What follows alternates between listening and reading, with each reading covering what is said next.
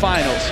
After every game, and he never got to play, as Simmons with a great cut and pass by Durant, missed point. Stephen A. Smith has become one of the biggest Ben Simmons haters in the media world. But there was a time in 2018 when NBA scouts and executives actually thought the Aussie was the most LeBron James-like prospect to hit the NBA. There was a time when the Sixers thought they had not only found a perfect complement to Joel Embiid, but they had landed another superstar of his caliber. But that illusion gradually faded. This is the story of how mentality can become more important than God-given talent. 70% of NBA GMs, or in other words, the architects of 21 franchises, thought Ben Simmons was the player with the most potential in the draft. This image is from the 2016 Summer GM Survey, published at the same time that Ben Simmons was drafted first overall in the draft by the Philadelphia 76ers, and that hype was a widespread sentiment among all basketball fans. After sharing a team with D'Angelo Russell at Monteverde Academy, the player decided to play at LSU during his first and only year in the NCAA. Individually, he had a great season, averaging 19.2 points, 11.8 rebounds, 4.8 assists, and 2 steals on 56% shooting from the field. However, his team was not able to qualify for the March Madness. In fact, many rumors point to Simmons not stepping foot on LSU's campus since February. But there was a reason why the Australian allowed himself that kind of luxury. It was because of his undoubted talent. Ben had only one private workout with one franchise prior to the draft, and that was the Philadelphia 76ers, who at the time were managed by Brian Colangelo.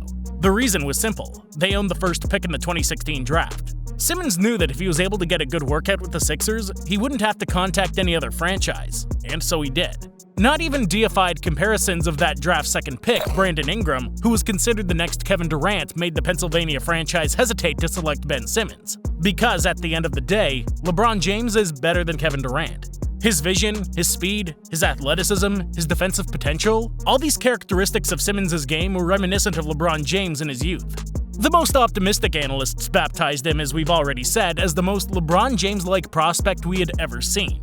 The more conservative ones, on the other hand, said he was a superstar version of Lamar Odom.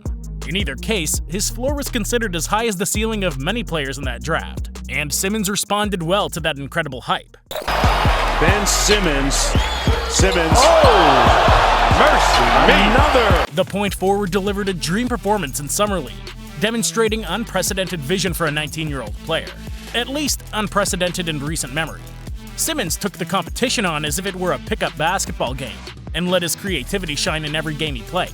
It was impossible watching those passes not to think of the resemblance to King James himself. But 2 months later in September, Simmons was injured during a training session where he landed on the foot of Sean Long, a player who at the time was on a tryout with the Sixers. The foot injury appeared serious, and with the precedent of Joel Embiid, the franchise's medical staff was completely opaque about publishing information. There was speculation that the injury would allow him to return by Christmas, then the speculation turned into January, February, until finally not making his full season debut. The hype about Simmons descended as all the media spotlight was focused on the new crop of the 2017 draft, which included names like Markelle Fultz, Lonzo Ball, or Jason Tatum. However, his return to the court was close, and Ben finally made his NBA debut against the Washington Wizards, getting 18 points, 10 rebounds, and 4 assists. In front of the eyes of his father, David Simmons, Ben delivered the first of his great performances in the league. Cephalosha read it perfectly. Back comes Simmons. Oh! Hammers it down. And these type of nights were very common during his rookie season. Simmons was a perfect fit for a very young team that managed 52 wins with just the Australian's presence alongside Joel Embiid. 24 more wins than the previous season. In addition, it had to be taken into account that the real potential of Markelle Fultz, brand new first pick of the 2017 draft by the Philadelphia 76ers, was yet to be seen. Ben Simmons put up, along with Donovan Mitchell, one of the best two-season rookie duels in recent years. And after months of bickering and speculation, Simmons ended up getting the award. However, from his second NBA season onward, Ben would never have a happier time in the league. While the player was progressing every season defensively, he wasn't doing the same on the other side of the court. His virtually non-existent shooting ability decreased when teams realized that sending him to the free throw line was very advantageous, and that lowered his efficiency even further, making him an unplayable asset at the end of games. But this deterioration didn't happen overnight. In fact, Ben Simmons continued to be an essential part of the Sixers' offense while under Brett Brown. During the complicated bubble season, Simmons suffered an injury that knocked him out of the playoffs during the first round against the Celtics, and the team was severely impacted by his loss. Boston eliminated Philadelphia in 4 games. Owner Joshua Harris decided to fire Brett Brown from the head coaching position. Brett, also an Aussie, had a special relationship with Ben. His father, David Simmons, played under Brown during his time in the Australian Professional League. These factors carried weight during the Sixers' decision in the summer of 2019. When Jimmy Butler finished his contract, he demanded the departure of both player and coach to sign a contract with the Sixers. However, management decided to trust the core they had built, allowing Jimmy to go to the Miami Heat via sign and trade.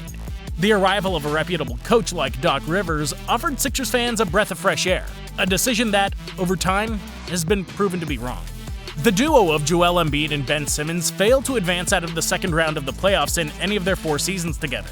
But it would be the conference semifinals against the Atlanta Hawks that would prove to be the final straw. Ben made only 3 shots from the field in the fourth quarters of the 7-game series against Trae Young's team, which was also on a roll after the legendary playoffs against the New York Knicks.